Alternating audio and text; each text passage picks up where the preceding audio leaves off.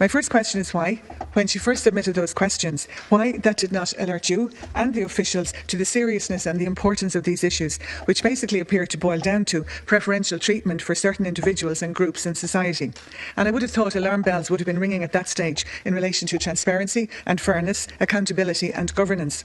And as the questions continue to come in from Deputy Murphy, why still no alarm bells ringing? They should have been, especially when we see where we are now, with a commission of investigation into the IBRC instead of just the one investigation into SiteServe.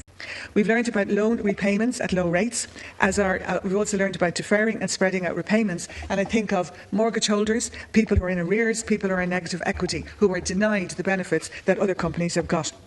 And it is important that we find out the truth on this and other matters. For example, vulture funds.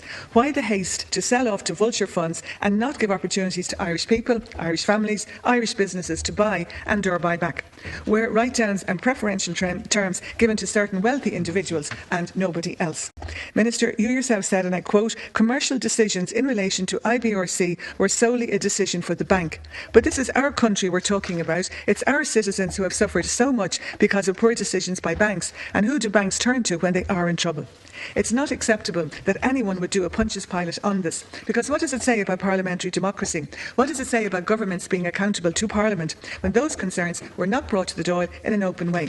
And imagine if you had come in of your own prompting and not because you were under pressure through Deputy Murphy's persistent questioning. That would have been a victory for parliamentary democracy. It's incredible, if not downright ludicrous, that the initial investigation or inquiry into SiteServe would be conducted by the IBRC liquidator, a partner of KPMG, the same KPMG who ran the sales process of SiteServe.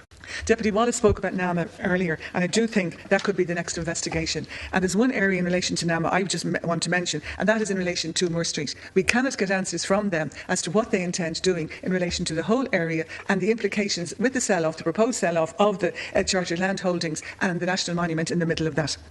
OK, the terms of reference should have to be set in the reality of the ordinary world and not in the business world solely. Truth and getting to the truth is the kernel. And for me, the question always has to be what's in the best interests of our country and our people, which also brings in how politicians can be trusted to do what is in the best interest of Ireland and not in the best interest of that golden circle, which I think at this stage is well and truly tarnished.